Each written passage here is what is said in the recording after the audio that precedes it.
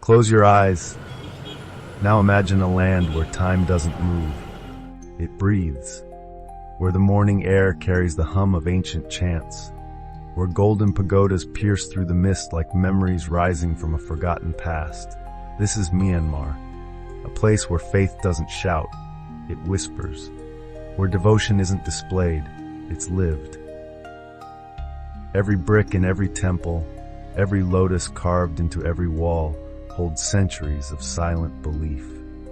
Not the kind that demands attention, but the kind that endures earthquakes, storms, and even doubt. Because in this land, faith is not just something people carry, it's something that carries them. But then one morning, on March 28th, 2025, the ground trembled. No one had time to react.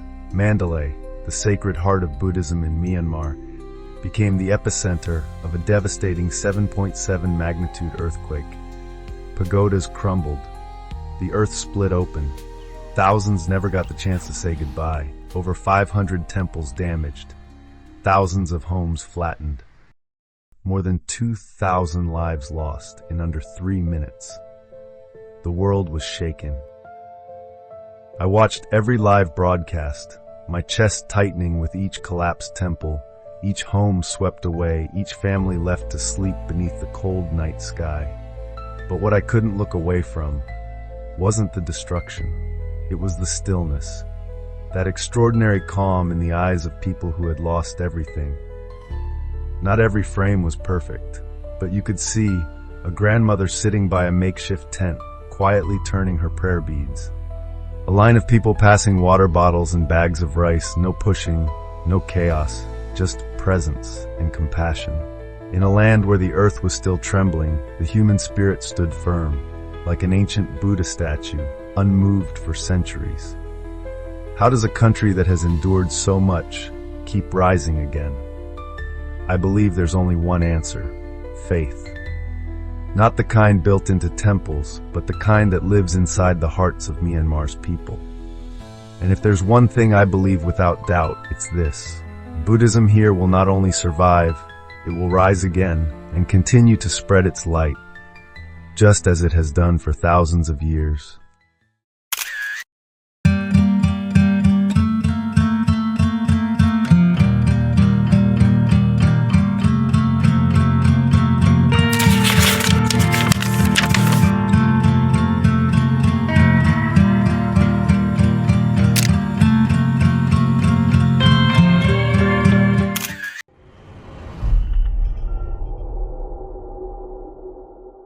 Hi, I'm Brian, over 3 years.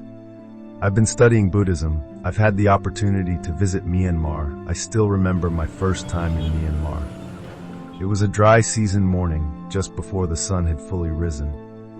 I was walking down a dusty red village path when I heard faint footsteps behind me. Turning around, I saw a line of novice monks, tiny boys holding alms bowls bigger than themselves, walking in perfect silence. No laughter. No chatter, just the rustling wind, the sound of dry leaves, and the quiet reverence from villagers waiting on both sides of the road. They offered spoonfuls of rice, slices of ripe bananas. No one complained of poverty. No one spoke of hardship. They gave as if it was an honor. One elderly woman, her eyes clouded with age, still managed to feel her way forward, gently placing a small bundle of sticky rice into a bowl. In that moment, I realized this wasn't religion anymore. It was breath. It was life itself. In Myanmar, over 90% of the population practices Buddhism. There are more than 500,000 monks and hundreds of thousands of temples scattered across the country. For many Burmese people, every boy, whether born into wealth or poverty, spends at least some time ordained as a monk. Not to become a guru or spiritual master, but simply to learn how to slow down, to listen inwardly, to see the world with compassionate eyes. I once asked a little novice, "Do you want to become a great monk someday?" He smiled and softly said, "I don't know, but I feel peaceful here." In a country that has faced poverty, conflict, and now natural disaster, Buddhism is not an escape. It's a homecoming, a place not to seek salvation from the outside, but to light the flame within. And that's what makes me, as an outsider, truly bow in respect to Burmese Buddhism. It doesn't need to be grand or dramatic. Just seeing a monk pass by in silence, and you'll understand why here. Faith needs no sermon. In a world of constant chaos, the Burmese choose to live quietly, but resiliently. No blame, no outcry. Just steady steps forward, alms bowl in hand, guarding the stillness with ease. And perhaps that stillness is their strongest form of resistance. Because they believe, if the mind remains unmoved, even as the world crumbles, they will still stand. But can that faith survive when the entire nation trembles? When armed men enter temples? When compassion meets violence? I'll tell you what happened in the next chapter.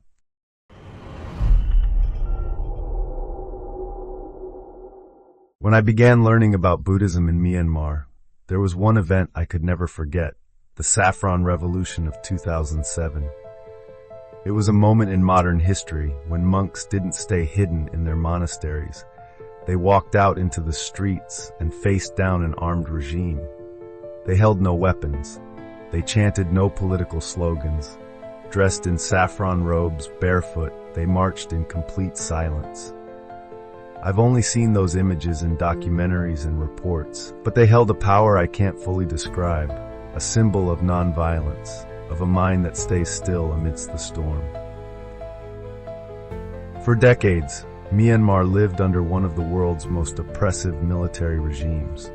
And yet, ironically, Buddhism became the people's refuge, not just in the form of chants and rituals, but through action. Monks didn't simply teach the Dharma, they protected the dignity of the people, engaging with authority through calmness, clarity, and compassion. I once read a testimony from a resident of Yangon. Even when the government banned us from going out, we still saw the monks walking for alms. They didn't say a word, but just seeing them made us feel safe. That stayed with me. Around the world, in movements for justice and freedom, rarely do monks or spiritual leaders become the moral backbone of an entire nation. But in Myanmar, they did. The Buddha once said, "There is no freedom where the mind is bound by fear." And it seems the people of Myanmar chose to understand this in their own way, not by demanding with fists, but by holding steady in silence. Under pressure, they chose meditation. Under curfews, they continued to chant. And even in the darkest of times, Buddhism in Myanmar didn't back down. It lit a candle where the night seemed endless. These footsteps carried no weapons, yet they stirred an entire nation. The people of Myanmar showed the world. Buddhism is not just silent meditation. It's inner strength in the face of storms. And yet, amid the yearning for spiritual liberation, they still needed a place to return to. A temple roof, a sacred spire, a sanctuary to entrust their faith. And that's when you begin to understand. In Myanmar, there are places that are more than religious monuments.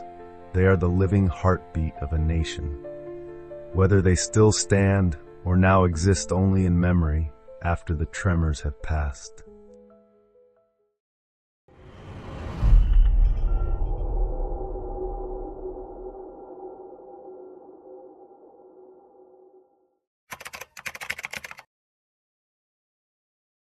In Myanmar, every temple holds profound spiritual meaning. Yet if I had to speak of a place marked by great sorrow, it would be Ma Shi Khana, a serene temple on Sagaing Hill built in the 14th century. Unlike the grandeur of Shwedagon or the wonder of the Golden Rock, Ma Shi Khana was once the cherished heart of local villagers, linked to the tale of Ngatetpea, a devoted folk hero. This temple embodied courage, compassion, and the protection of the vulnerable. Tragically, on March 28, 2025, an earthquake caused Ma Shi Khana to collapse after over 6 centuries. Buddha statues shattered, and the roof was buried in debris. Locals silently witnessed the devastation. I was deeply heartbroken by the tragedy that struck Ma Shi Khana Temple, and the immense loss the people there had to endure. And yet, I hold a profound belief that with unshakable resilience, boundless compassion, and unwavering faith in the Dharma, the people of Myanmar will rise again. Step by step, they will rebuild that sacred temple, not just with bricks and mortar, but with hearts full of devotion and a faith that nothing can destroy. After the earthquake struck Mandalay, the Mahamuni Pagoda, one of Myanmar's most sacred Buddhist sites, suffered significant damage. The image of the Mahamuni Buddha sitting in silence amidst cracked walls and a collapsed dome has left millions with a deep ache in their hearts. Unlike the grand Shwedagon or mystical golden rock, Mahamuni evokes a unique reverence. The nearly 4-meter-tall Mahamuni Buddha statue, cast over 2,000 years ago and weighing over 6 tons, is considered alive due to the unwavering faith of millions. Every morning, monks perform a ritual washing of the statue's face, gently applying fragrant oil. On March 28th, while parts of the temple complex suffered damage, the main sanctuary remained illuminated, and the Mahamuni Buddha remained seated, whole and unmoved. I recall a video of a man tearfully wiping dust from the statue's base, offering silent thanks for its continued presence. While elsewhere it might be seen as an ancient relic, in Myanmar, it is the heart, perhaps the very reason Mandalay still stands strong. Bagan, this 1,000-year-old Buddhist sanctuary with over 2,200 temples and pagodas, became one of the most severely damaged sites after the earthquake. Once the spiritual heart of a nation, hundreds of temples collapsed on March 28, 2025, and millennia-old murals vanished. A heartbreaking image showed a young monk kneeling silently before the ruins of his childhood temple, now roofless and without its Buddha statue. Yet, with closed eyes and hands pressed to the fractured ground, his every bow was gratitude, every tear a testament to enduring faith. There was no outcry, no anger, only acceptance and continued practice. The people came not as tourists to ruins, but to chant sutras, gently clean surviving bricks, and preserve their heritage in their hearts, not just in museums. Then I remembered another place clinging to the edge of the world. Perched atop a Mon State mountain, a massive golden boulder defies physics, touching the ground at only one point. For centuries, Kyaiktiyo Pagoda, the Golden Rock, has stood unmoved by wind, rain, and earthquakes, believed to be held in place by a single strand of the Buddha's hair within. When the earthquake struck, many feared the Golden Rock would fall. Yet, it remained, surreal and unwavering, becoming a beacon of hope amidst destruction. Its resilience lies not in its physical strength, but in the faith of millions. Pilgrims walk 30 kilometers to touch the rock, sit in stillness, and offer silent prayers. The Golden Rock is now more than architecture. It's a national declaration. Even if everything else may tremble, our faith will never fall. Even as the city shook from the devastating earthquake, Shwedagon Pagoda stood tall and proud, its towering golden spire a beacon of light against the chaos.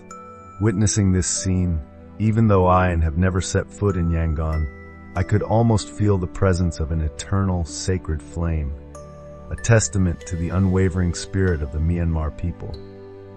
Locals here believe that just touching a brick at the base of the pagoda can transform one's karma. I will always remember the words of a woman in an old interview. "I don't come here to ask, but to sit. Near the Buddha, my heart finds peace." The resilience of Shwedagon after the earthquake is not just about the sturdiness of an architectural structure, but also a powerful testament to a Buddhist faith so deeply rooted in the earth that even the most devastating earthquake could not shake its foundation, proving its enduring strength. Material damage can be measured, but the Myanmar people's unwavering devotion, exemplified by the steadfastness of Shwedagon, cannot. When statues fall, they bow. When temples lean, they chant intense. And when everything collapses, their faith still rises.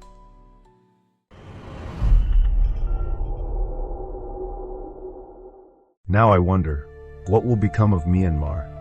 Can a Buddhist nation still stand firm after the 2025 earthquake? I revisit history, not out of nostalgia, but to understand. This is a country that has lived with earthquakes, not once but repeatedly. In 1839, Ava, the political and cultural center of its time, was nearly obliterated. Yet, people didn't flee. They rebuilt the capital, not with state funds, but through the faith and merit of small communities. In 1912, the tranquil highlands of Mamio were violently shaken. Many structures were damaged. Yet just months later, religious ceremonies resumed. No one waited for the crisis to end to live normally. The people of Myanmar seem accustomed to instability and don't see it as a reason to lose inner peace. In 1930, Bagan, a region rich in Buddhist tradition, was heavily devastated. The sacred Shwemada pagoda collapsed. But what's noteworthy isn't the collapse, but the response. People rallied to rebuild. No media frenzy, no billion-dollar reconstruction budgets, just faith and hands. Resilience here doesn't stem from the government, but from a society grounded in practical Buddhism. Then there's Bagan, a deep wound Myanmar continues to live with, not once but twice. In 1975, an earthquake of about 6.8 magnitude struck. It may not sound massive by global standards, but the damage wasn't just physical. Hundreds of ancient temples, millennia-old heritage, cracked and crumbled. At that time, Myanmar was closed off from the world. No UNESCO, no international aid. Yet restoration proceeded, quietly. Local craftsmen, monks, and Bagan residents contributed labor and resources to preserve what they could. It wasn't about full restoration, but about preventing disappearance. A uniquely local mindset, no rush to rebuild, just a silent commitment to keep the past alive. In 2016, Bagan shook again, another 6.8 magnitude quake. Nearly 200 ancient temples were damaged. But this time, things were different. Myanmar had opened up, UNESCO was present, international organizations arrived. Yet what impressed me wasn't the aid, but the people's attitude. No panic, no total reliance on outsiders. Locals were the first to clean up, rebuild, and temporarily shelter the temples. They didn't wait for the Ministry of Culture's decisions. They acted as if preserving these temples was a moral duty, not just heritage, but good karma to protect. That's when I realized religion in Myanmar isn't a belief system. It's a way of life. A cultural approach to suffering, not with sorrow, but with compassionate action. And then 2025. We witnessed Myanmar facing another high-magnitude earthquake. Once more, destruction covered rooftops, narrow streets, and golden spires that once gleamed in the sky. The world worried. News outlets ran headlines. But in Myanmar, one thing remained unchanged. The people didn't scream. They were silent, but not resigned. Shaven-headed monks still walked the streets, alms bowls in hand. Residents stayed, not fleeing. They swept debris around temples, erected temporary bamboo roofs for Buddha statues. They didn't wait for salvation from outside. They began, as they always had. I realize this is no longer just Myanmar's story. It's a message the country sends to the world. Some things break in seconds, but some, like faith, cannot be swept away by any earthquake. After the ruins, faith remains unbroken. It's not a slogan. It's a way of life, a cultural resilience forged through time, blood, dust, and silence. Myanmar didn't choose anger, they chose mindfulness. Buddhism here isn't just a refuge in suffering, but a means to rise from suffering with bare hands and an unyielding spirit. When bricks collapse, we see humanity laid bare, but in Myanmar, within that bareness, we see something unbreakable, faith in goodness.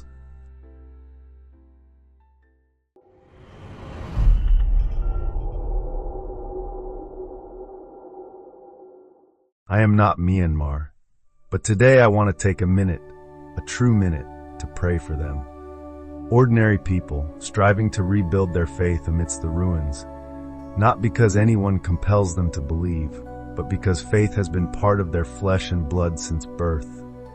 The earth may shake, stones may fall, but hearts directed towards the Buddha will never tremble, I believe, where these people kneel amidst desolation. Lotus buds of compassion will sprout. From silence, from hands with nothing left to lose, still rises something unbreakable, kindness. To Myanmar, true, resilient children of the Buddha, we see you, we know your pain, and we wish for you a tomorrow, not only with restored temples, but also with restored smiles. If you are watching this video, please don't turn it off just yet. Take a moment to pause, to feel, and if possible, to share. Not for algorithms, not for views, but because a small prayer can travel farther than we think. Light a candle, or simply keep Myanmar in your thoughts, even for a moment, because sometimes compassion is the only thing we can send, and also the most precious thing others can receive. And if you find stories like this worth spreading, don't forget to subscribe to the channel. Not to support us, but to together keep values like compassion, resilience, and the light of the Buddha's teachings from being forgotten in a world full of noise. Let each time you return here be a time you have more to reflect on, to pause, and to walk more mindfully on your own life's journey. Thank you, and see you in the next video.